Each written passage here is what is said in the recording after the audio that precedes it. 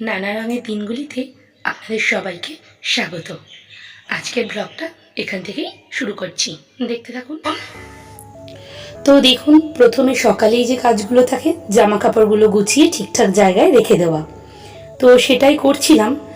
আর এখন সকাল থেকেই এত রোদ, মনেই হচ্ছে না এটা বর্ষাকাল। মানে গরমকালের অধম রোদ পড়ে গেছে, আর মানে 8:30টাও বাজেনি, প্রচণ্ড রোদ বাইরে। তো জানলাটা দিয়েও খুব রোদ আসে, তাই পর্দাটা একটু দিয়ে দিয়েছি। তারপরে বিছানা টিছানাগুলো ভালো করে ঝেড়ে নিলাম। তো হয়ে গেছে। আর কিছু জামা কাপড় ছিল যেগুলোকে আলমারিতেই রাখি, তো সেইগুলোকে ভালো করে গুছিয়ে আলমারিতে রেখে দিচ্ছিলাম। এত গরম, ওপরের ঘরে সাধারণত আসাই হয় না, যখন আসি তখনই আর কি এগুলো রেখে দিই গুছিয়ে। তাছাড়া এমনি ভাঁজ করে নর্মাল রেখে দিই, সবসময় যে আলমারির মধ্যে তুলে রাখা হয় এরকমটা কিন্তু নয়। তো যাই হোক, এদিকে সব ভালো করে গুছিয়ে টুছিয়ে একবারে নিয়ে নিচ্ছি। এসেছি যখন একবারে গুছিয়ে নিচ্ছি ভালো করে। তো আমার গোছানোটা প্রায় হয়েই গিয়েছে।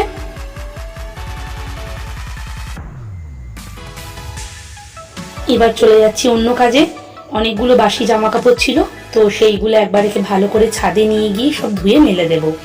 কারণ এই বাথরুমে কেচে আবার সেগুলোকে নিয়ে যাওয়া, এর থেকে মনে হয় একবারে ছাদে গিয়ে কেচে মেলে দেওয়াটাই মনে হয় অনেক সুবিধা হয়।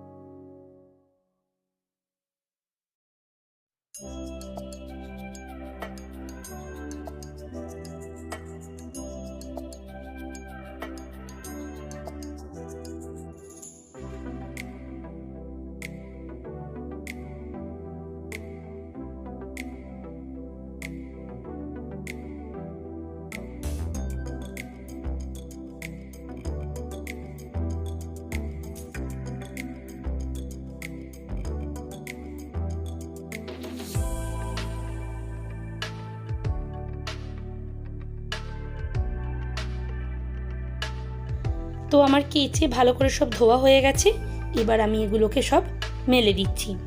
তো আজ কিন্তু সত্যি প্রচণ্ড রোদ ছিল, মানে প্রচণ্ড রোদ আর কি, মনে হচ্ছে না কিন্তু একেবারেই যে এটা কোনো বর্ষাকালের আকাশ, ঠিক একদম গরমকালের মানে আকাশটা যেমন হয় ঠিক সেরকম। তো যাই হোক, একটা একটা করে জামা কাপড় সব মেলে দিচ্ছি, তারপর আবার আপনাদের সাথে কথা বলছি।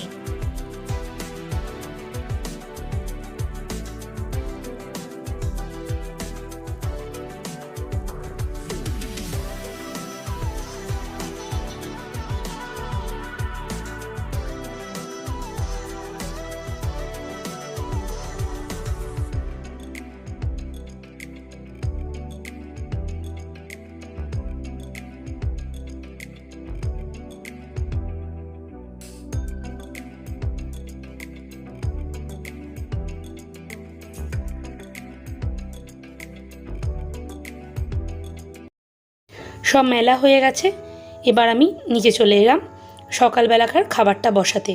তো ছেলেও স্কুলে যাবে আর ওদিক দিয়ে ছেলের বাবাও অফিস যাবে, তো একবারে ওই জন্য ভাত বসিয়ে দিলাম।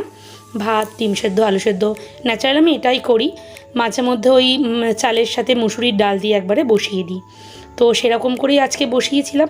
এই ভাতটা ওরা দুজনেই খেতে খুব পছন্দ করে ঘি ঠি দিয়ে, তো সেইভাবেই করে নিচ্ছিলাম। তো আজকে রোদের সাথে সাথে কিন্তু গরমটাও প্রচণ্ড, মানে রান্নাঘরে আধ ঘন্টা একভাবে দাঁড়িয়ে থাকাটাই খুব কষ্টের। এর মধ্যে ছেলেও উঠে পড়েছে, ওকে এদিক দিয়ে দাঁতটা মাজিয়ে দিচ্ছিলাম। তো ওর তো খালি বকবকানি, বকতে বকতে দাঁত মাজছিল। তো দাঁত ঠাত মাজিয়ে নিয়ে তারপর ওর পেছনেই একটু যা সময় দিয়েছিলাম।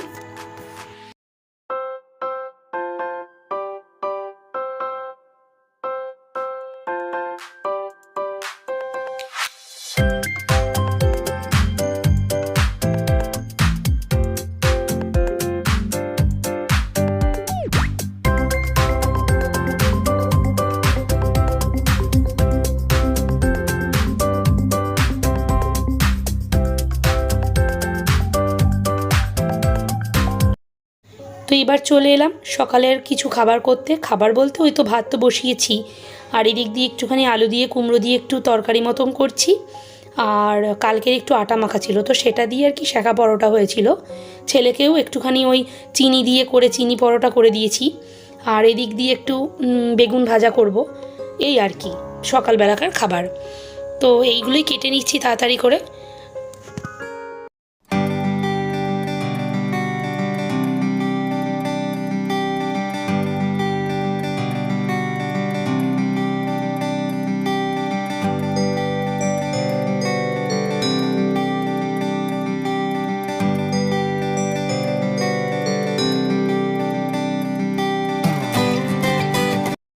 এবার ঝটপট করে সব কিছু করে নিই। প্রথমে এই বেগুনটা ধুয়ে ভালো করে নুন ঠুন মাখিয়ে আর কি ভেজে নিচ্ছিলাম। তার মধ্যে ছেলে চলে এসছে জামা পরতে।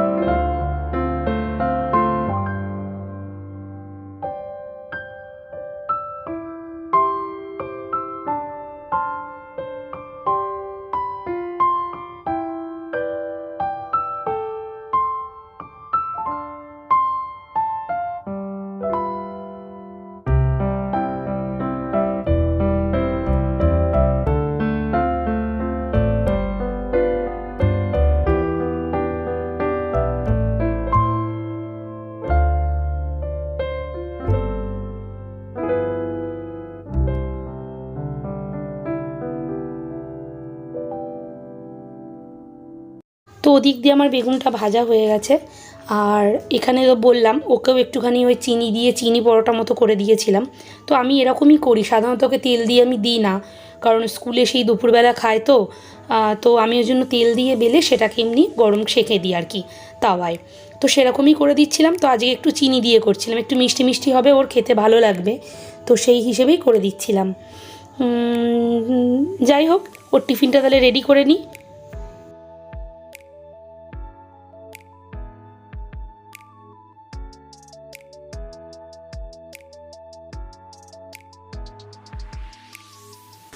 তো যেমন কথা, ওর জন্য কিন্তু আমার টিফিনটা প্রায় হয়েই গিয়েছে, তেমন কিছুই না। ও তো ভাজা খেতে খুব ভালোবাসে, তো বেগুন ভাজা দিয়ে দেবো আর ওই চিনির পরোটাটা দিয়ে দেবো। একটা পরোটা খেলেই যথেষ্ট।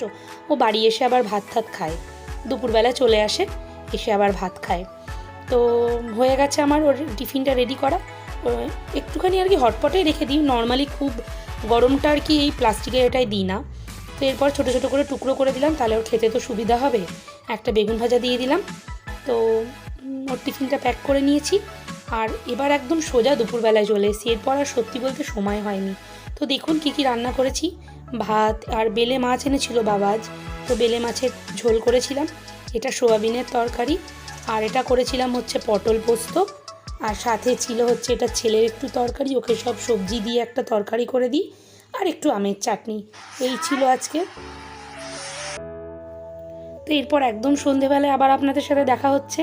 তো এটা হচ্ছে ছেলেকে একটু পড়তে বসিয়েছিলাম, তো ওকেই পড়াচ্ছিলাম বকবক করতে করতে। তাহলে আজকে এইটুকুই থাক। অবশ্যই আগামী দিন আরও একটি নতুন ব্লগের সাথে আপনাদের দেখা করব। ভালো থাকবেন সবাই।